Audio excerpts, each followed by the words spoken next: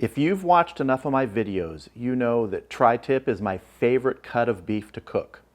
But I'm always trying to find different ways to cook it, different flavor profiles. So today I decided to combine tri-tip with one of my favorite flavor profiles there is. And that's the flavors you get when you go to a churrascaria. Brazilian barbecue.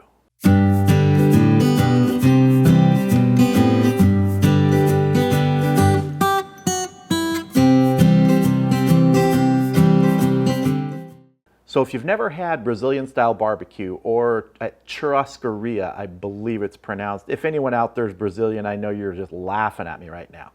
But the food is amazing. Now, I'm not going to cook the tri-tip the same way that you would get it at a Brazilian restaurant. A lot of times that'll be on long metal skewers directly over coals, and they bring it to your table and serve it right there and shave off pieces.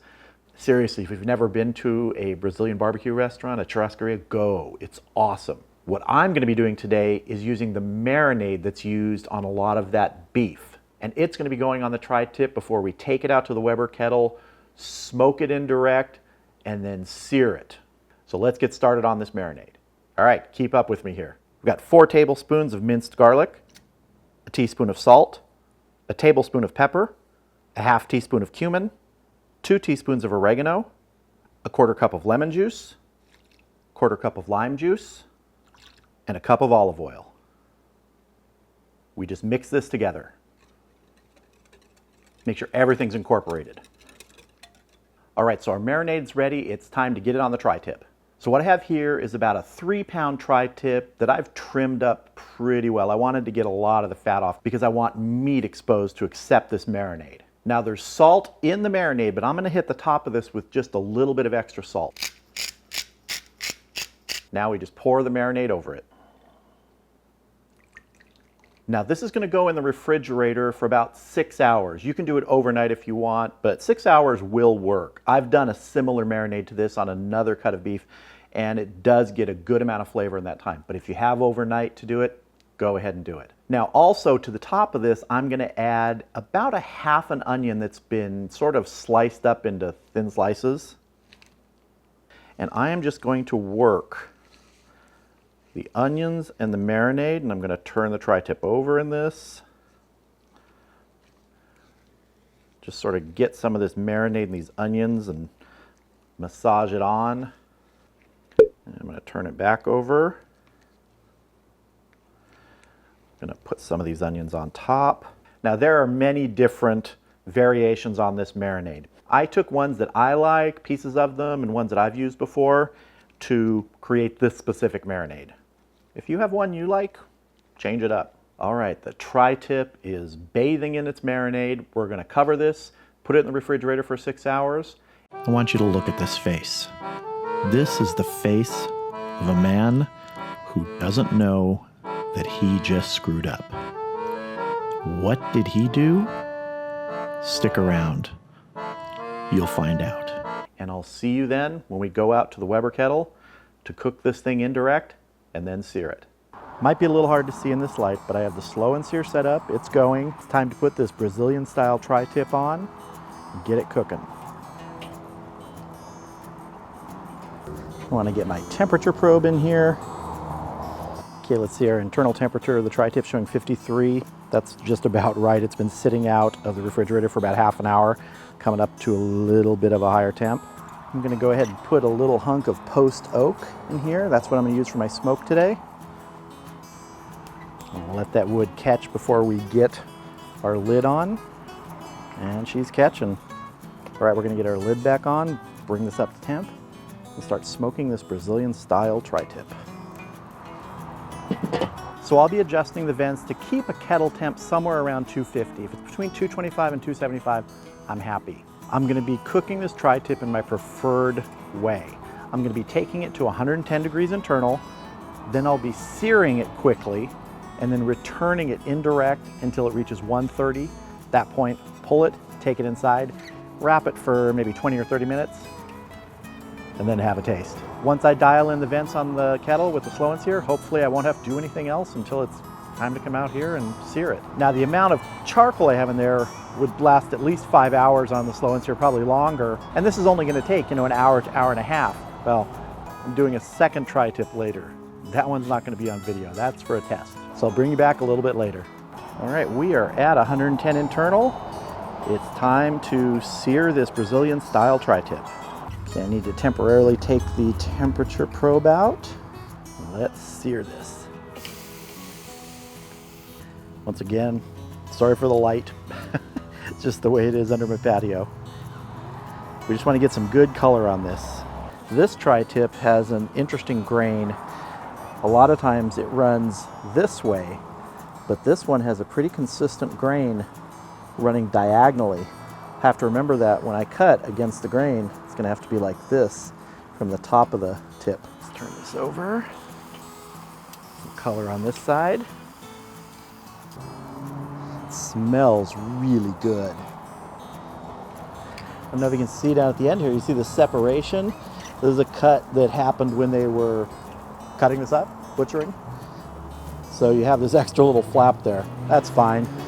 Just means that the knife went in right here. Someone missed the first cut, or the machine missed the first cut, or wherever they did it.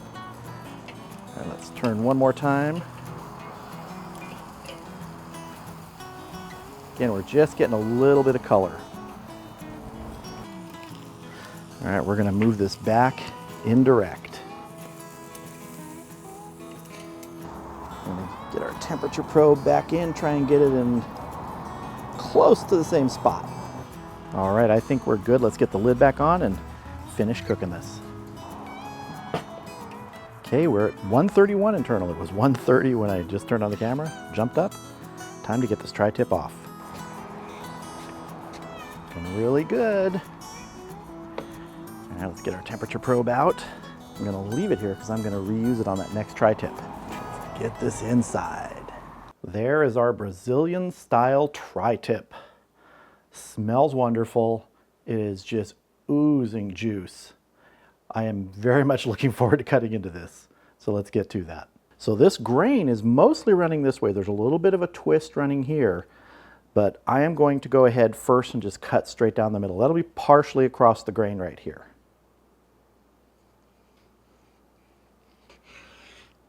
Oh, look at that. Holy moly. Look at that perfect medium rare center. I just love tri-tip. I just love the way it cooks. If you just use some simple methods, it's just amazing to get these results every time. And let's cut some slices for tasting. We're gonna cut some from right here. And I'm gonna try and make these thin. This is just killing me here. I just want to grab a piece right now. I'm going to cut a couple from this side too. Some more right here. I sure hope you can see the color off these. All right, it is time to taste. I'm just going to hold a piece of this up because I really hope that you can see the color of this. I'm not some master chef or cook or pit master. I just follow methods that I've developed over time. I mean, I've been cooking tri-tip for 20 years and seriously into smoking for about 10. And there are different ways that I do cook it, but the one way that always yields these results is indirect to 110, sear it on both sides, go back to indirect, take it to 130, bring it inside, wrap it in foil for about half an hour. That gets this medium rare finish and doneness. That's what I like. You can take it to more if you want it more done, well, medium. I just think tri-tip is amazing at a medium doneness level or below. So let's dig into this. So I'm wanting some of that Brazilian barbecue flavor, that Churrascaria flavor. Churrascaria? Please someone correct me if I'm not saying it right. I want that. I want to taste the smoke. I use that post oak. So let's see. Ooh. I taste the oak. And I do taste that Brazilian barbecue flavor. The difference is we're not going for a char on the outside. Now, a lot of the Brazilian barbecues I've been to, they cook directly right over the coals, the whole thing. There's no indirect at all. I think I mentioned it, they're on those long sort of skewers, almost look like swords. So you do get more of a char on the outside. This is not charred on the outside. You do have that color from the quick sear we did, That's why I was combining things. I wanted the tri-tip method that I use with the flavors of the Brazilian barbecue, and that marinade delivered. And here it is. It's hitting him. He forgot an ingredient. I didn't add the orange juice. I forgot the orange juice, didn't I? Now, some marinades that I saw add orange juice. I didn't add orange juice this time. I'll tell you why. I forgot. I realized, hey, there was a cup of orange juice that was supposed to go in that marinade. I forgot. Right out the head. Didn't remember. So, you might be getting a little more sweetness if you use the orange juice in your marinade. But I gotta tell you, this is pretty close even without it. That garlic penetrating flavor for those 4 tablespoons of minced garlic. It was just really good. And you just can't beat the tenderness of tri-tip when it's cooked like this, to this temperature, indirect, on the kettle, the offset, whatever you're using. I love the way that the cumin and the oregano sort of marry up with the garlic, and they give you those bold, sort of pungent flavors in this. Oh, I wish I'd remembered the orange juice, but I gotta tell you, this is pretty darn good.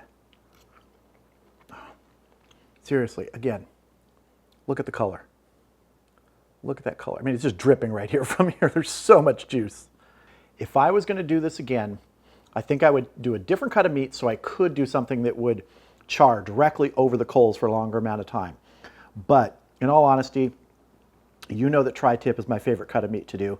And wanting to do this for the first time, combining those Brazilian barbecue flavors with a piece of meat, I wanted to do it with something I was familiar with and in a method I was familiar with. And it paid off. Oh man. If you're gonna make this, I'd recommend not forgetting the orange juice in the marinade like I did. I don't think it's a deal breaker, but I really would have liked to taste this with that in the marinade. And that means one thing. I'm gonna have to do this again with orange juice in the marinade just so I know what I'm missing. Oh. I hope you enjoyed this video. Feel free to check out some of the other videos on my channel and consider subscribing. And if you do, click that bell for notifications. Thank you all for watching. I hope you have a great day. I'll see you again soon.